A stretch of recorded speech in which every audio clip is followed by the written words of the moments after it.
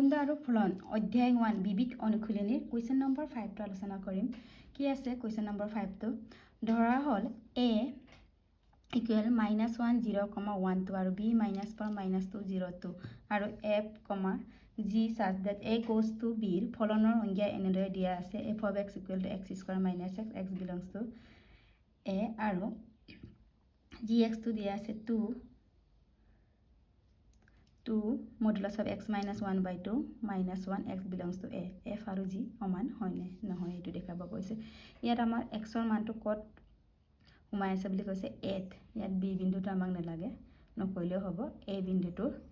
মানখিনি আমি f of x আৰু gx ত যদি বহাই দিওঁ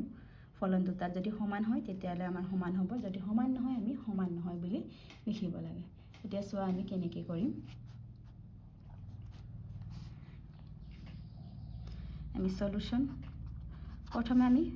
-1 0 1 2 এই চাৰিটা মান বহাম। প্ৰথম স্টাৰ্টিংত আমি -1 টো বহাম। x equal to -1 কত বহাম f of x equal to x square minus x। এটা x ৰ ভ্যালু -1 আকৌ -1 -1 স্কয়াৰ কৰিলে 1 মাইনাছে মাইনাছে +1 কিমান হ'ব 1 + 1 2। ঠিক তেনেদৰে আকৌ gx ত বহাম আমি। gx ইকুৱেল কি আছিল আমাৰ 2 modulus of x minus 1/2 minus 1 আছে। ইয়াত আকৌ কি বহাম x equal to -1 আকৌ 1/2 minus 1 আকৌ 2 -1 minus 1/2 কিমান হয় আমাৰ 2 1 জাৰ 2 2 minus 1 minus 1 আকৌ 2 minus 2 minus 1 কিমান হ'ব আমাৰ -3/2 minus 1 আকৌ এই মডুলাসটো যদি উঠাই দিওঁ -3/2 টো কি হয় আমি আমাৰ কি হ'বগে +2 into 3/2 minus 1 2 to cancel 3 minus 1 কিমান হ'ল আমাৰ 2 এইটো। তেনেহ'লে x equal -1 ৰ f of x আৰু gx ৰ মান একে হৈ আছে, একেই হ'ল। এতিয়া নেক্সট আকৌ -1 টো বহালো আমি 0 টো বহাম।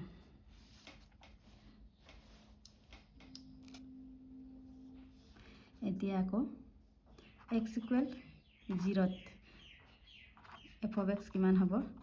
x square minus x 0 square minus 0 কিমান 0 হ'ল।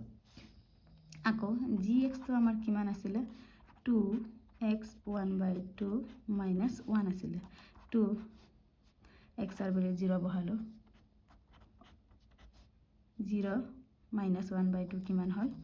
-1/2 আৰু মাইনাসটো মডুলাসটো উঠাই দিয়াৰ লগে লগে -1/2 টো কি হ'বগে +2 টো কেনসেল গ'ল 1 minus 1 কি হ'ল 0। এটা x equal 0 টো আমি কি পালো f of x আৰু gx সমান পাইছে। এতিয়া নেক্সট কি আছে আমাৰ x equal কি 1 আৰু 2 ত বহাম। আমি x equal 1 to f of x কি আছিলে x square minus x 1 square 1 1 minus 1 কি 0 আকৌ gx টো আমাৰ কি আছিলে 2x minus 1/2 minus 1 2 x ৰ ভ্যালু কি 1 বহাইছো। এটা 1 minus 1/2 কি হয় 1/2 আকৌ মডুলাসটো উঠাই দিয়াৰ লগে লগে +2 তো আমাৰ প্লাসে থাকে 1/2 minus 1 2 to cancel 1 minus 1 কি হ'ল আমাৰ 0। তেনে x equal 1 টো আমি কি f of x আৰু gx সমান পাইছো। এটা নেক্সট লাস্টটো আছে আমাৰ x equal কি 1 2 x equal 2 কি হ'ব f of x equal to x square minus x x ৰ ভ্যালু 2 square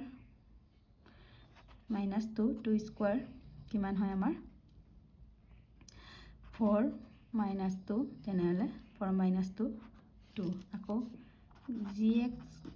of x টো কি আছিলে 2x minus 1/2 minus 1 হয়। ইয়াত যদি আমি x ৰ ভ্যালু 2 বহাও কিমান হ'ব 2 2 জাৰ 4 minus 1/2 minus 1 একে 4 minus 1 কি হয় আমাৰ 3। তেনেহ'লে মডুলাসটো উঠাই দিলে পজিটিভটো সদায় পজিটিভে থাকে 3/2 minus 1 2 to cancel 3 minus 1 কিমান হল আমাৰ 2 এতিয়া x equal 2 to আমি f of x আৰু gx সমান পালো তেনেহলে আমাৰ f of x আৰু gx ফলনটো আমাৰ সমান হয় এটাকে প্ৰতিটো x belongs to x ৰ বাবে এটাকে লিখি দিম প্ৰতিটো x belongs to x বাবে f of x equal to gx এটাকে সমান হয় f আৰু g দুটা ফলন কি হয় আমাৰ সমান আমাক এটুকে উলিয়াব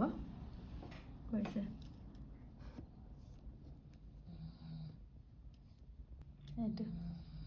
এটা নেক্সট প্ৰশ্নটো চোৱা নেক্সট 6 নম্বৰ প্ৰশ্নটো হৈছে ধৰা হল a equal 1 2 3 যিবোৰ সম্বন্ধত 1 2 আৰু 1 3 আছে আৰু যিবোৰ প্ৰতিফলনীয় আৰু প্ৰতিসম কিন্তু আক্ৰমক নহয় তেনে সম্বন্ধৰ সংখ্যা কিমান আছে বুলি উলিয়াব লাগে আমি চোৱা সম্বন্ধৰ সংখ্যাবোৰ কেনেকৈ উলিয়াম a আমাক কি দি আছে 1 2 3 দি আছে আৰু সম্বন্ধৰ 1 2 আৰু 1 3 থাকিবই লাগিব আৰু যিবোৰ প্ৰতিফলনীয় আমি প্ৰতিফলনীয় বুলি ক'লে কি হয় ইয়াক প্ৰথম আমি জোড়কেটা বনাই লওঁ ৰিলেচনটো প্ৰতিফলনীয় হলে আমাৰ একে একে হ'ব লাগে 1 1 2 2 3 3 এনেকৈ আমাৰ 1 2 3 যদি অবয়ব ব্যৱহাৰ কৰোঁ 1 2 3 তেনেহ'লে 1 1 ৰ লগত 2 2 3 3 আমাৰ একেটো আমাৰ এইটো প্ৰতিফলনীয় হৈ গ'ল আকৌ প্ৰতিসম দেখাব লাগে প্ৰতিসমৰ কাৰণে 1 2 আৰু 1 3 থাকিবই লাগে তেনেহ'লে ইয়াৰ প্ৰতিসম হ'বলৈ ইয়াৰ উল্টাটো আমাৰ থাকিব লাগে উল্টাটো আমাৰ 1 2 উল্টা 2 1 আকৌ 1 3 উল্টা 3 1 এইটো হৈছে আমাৰ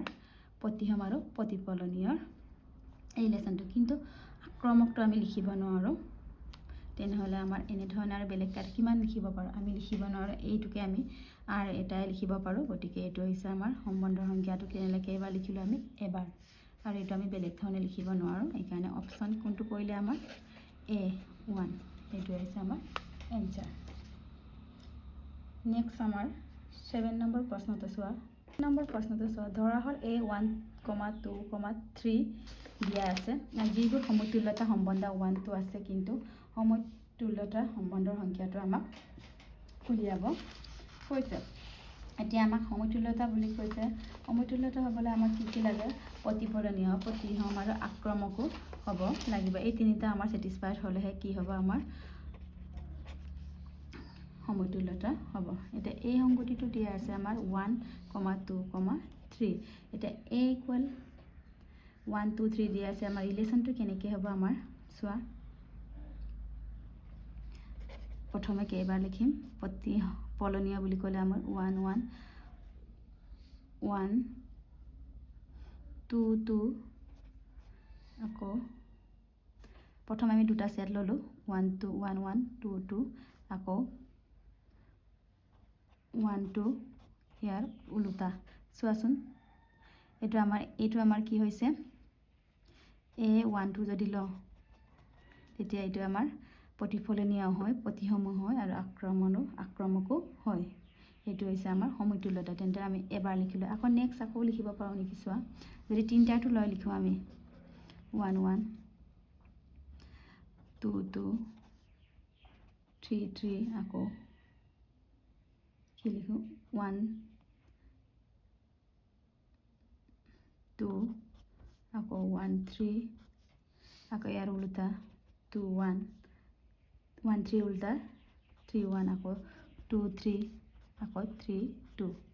এনেদৰে আমি লিখিব পাৰোঁ তেনেহ'লে আমি কেইবাৰ লিখিলোঁ চা এইটো এবাৰ এইটো আকৌ নেক্সট আমি তিনিটা লৈ লিখিলোঁ দুবাৰ মানে আক্ৰমক হ'লে আমি আক্ৰমক বোলে সমতুল্য হ'লে আমি এনেদৰে দুটা লৈ প্ৰথম দুটা ল'লোঁ এবাৰ হ'ল আৰু তিনিটা 1 2 3 তিনিটা লৈ লিখিলে এইটো হয় তেনেহ'লে কেইবাৰ লিখিলোঁ আমি দুবাৰ লিখিব পাৰোঁ তেনেহ'লে এনসাৰটো আমাৰ কি হ'ব B2 এইটো আমাৰ এনসাৰ আমাৰ এতিয়া ক্লাছ 12 পাঁচ পাৰ্টটো কমপ্লিট হৈ গ'ল